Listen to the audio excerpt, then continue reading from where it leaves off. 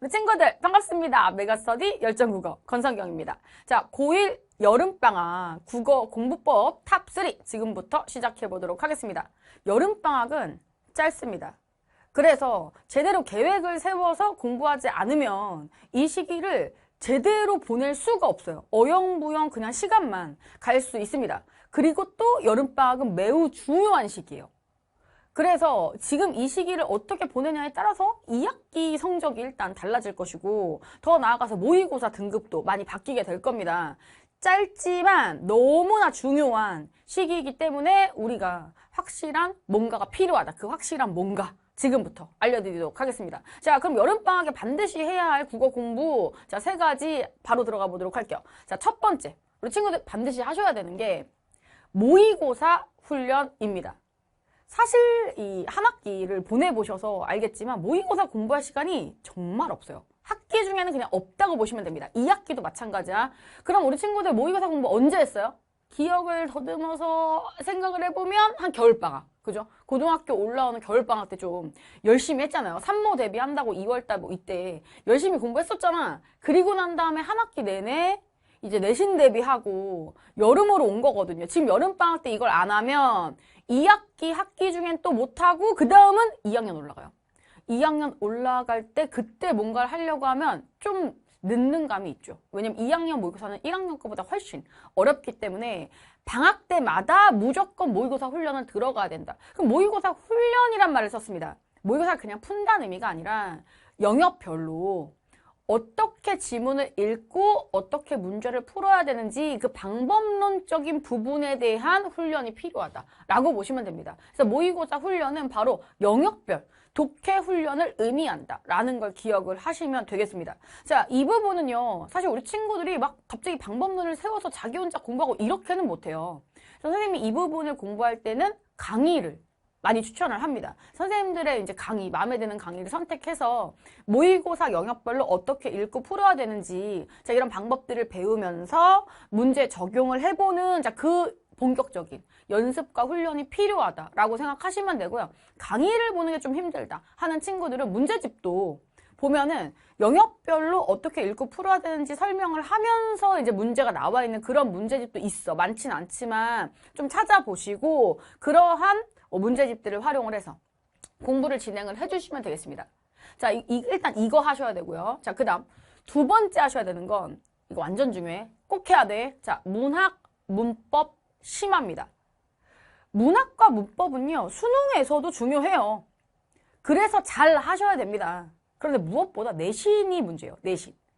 당장 모든 문학과 모든 문법을 다 심화해, 다 해. 이게 아니라 2학기요. 2학기 교과서 범위와 관련되어 있는 문학 작품. 자, 그리고 문법 개념. 이런 것들은 반드시 잘해야 돼. 심화 공부까지 하고 2학기 내신을 들어가셔야 당장 내신 대비를 잘 하실 수 있고 더 나아가서 그 내신 내용이 모의고사, 수능에도 어차피 나오는 거니까 뭐 이게 뭐 시간 아깝다 이렇게 생각하지 마시고 2학기 공통국어 2 쓰는 친구들 많이 있는데 그 범위 안에 들어가 있는 작품들과 개념들 확실하게 공부 진행해 주시면 됩니다. 자, 문학 같은 경우는 보통 공통국어 2 파트에는 고전 문학이 많이 들어가 있어요. 고전 문학 중에서도 고전 시가가 문제거든요. 고전 시가 관련해서는 또 외부 작품 연계율이 공통국어 1의 현대문학보다 훨씬 더 높아요. 그래서 시대별로 메인 작품들을 좀 정리를 해주시는 것도 좋고요.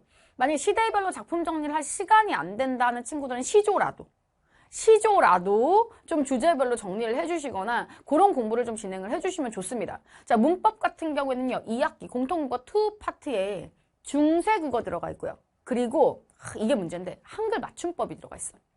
근데 중세국어는 그냥 차근차근 따라오시면 돼요. 이거는 했냐 안 했냐의 문제야.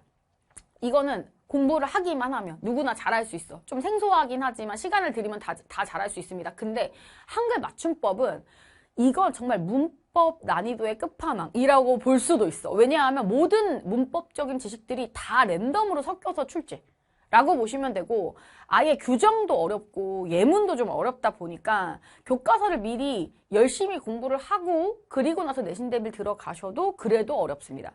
해서 이 단원들은 미리 땡겨서 반드시 심화해서 공부를 해 주시는 걸 선생님은 추천을 드립니다. 나중에 2학기 때 너무너무 힘들 자 그럴 범위이기 때문에요. 해서 자 문학 문법 심화 진행해 주시고요. 자 세 번째로 하셔야 되는 건 독서 심화예요. 이 독서 심화가 책 읽어라 이거 아니고 비문학이요. 자 앞에 1번 모의고사 훈련과 연결됩니다.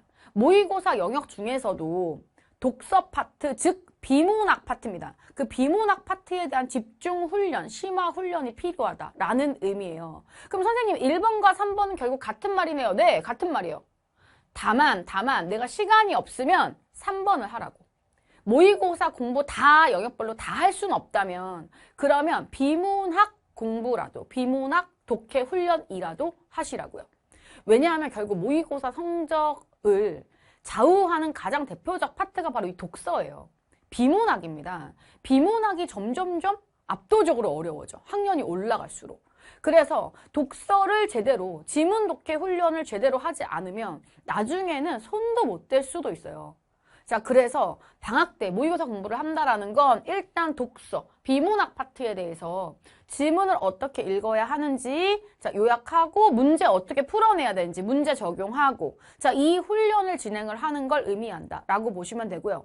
자, 독서하고 그리고 플러스 알파로 조금 더 할 수 있는 친구들이 이제 모의고사 훈련, 다른 영역. 모의고사 훈련도 같이 진행을 한다라고 보시면 됩니다. 해서 자 순서적으로 따져봤을 때 모의고사 수능 대비로는 1, 3번을 진행하시는 거고요. 자, 그 중에서도 비문학 독해 훈련은 꼭 해야 되는 거고 나중에 2학년 올라갈 때 손 못 댈 수 있어요. 자, 그리고 내신 관련해서는 2번. 문학과 문법 심화를 진행을 한다. 어차피 내신 관련해서 미리 공부를 하면 이건 수능. 대비로도 같이 대비가 되는 것이기 때문에 전혀 시간이 아깝지 않은 그런 공부다라고 보시면 되겠습니다. 자, 이렇게 해서 우리 이번 여름방학에 고1 여름방학을 잘 보내기 위한 국어 공부법 3가지를 살펴봤습니다. 사실 3가지라고 말하긴 했지만 뭐 2가지나 다름없어요. 꼭 해야 되는 건 이 모의고사, 비문학 공부랑 그리고 우리 2학기 내신 범위와 관련한 문학과 문법 자, 이 공부를 미리 하는 걸 선생님이 강조를 했으니까요. 이 내용만큼은 반드시 하셔야 돼요. 그렇다고 해서 이것만 해는 아니고 이것만이라도 해야 된다라는 그런 의미였습니다. 그래서 이거 꼭 공부하시고요. 플러스 알파로 좀 더 할 수 있는 친구들은 다른 영역에 관한 모의고사 공부도 좀 진행하시고 아니면은 문법이랑 문학 관련해서 뭐 문학은 시대별로 작품 정리도 좀 해보고 문법도 다른 현대 문법이나 이런 것도 심화해서 같이 진행을 하는 것도 추천을 드리는데 일반적으로는 시간이 없어. 우리가 시간이 별로 없기 때문에 선생님이 지금 얘기한 내용들로 공부 계획 구성해 주시면 되겠습니다. 우리 친구들 이번 여름방학도 열심히 공부도 하시고 놀기도 하세요. 열심히 놀기도 하시고 2마리 토끼 다 잡으시면서 그렇게 알찬 여름방학 보내시면 좋겠습니다. 우리 친구들 화이팅!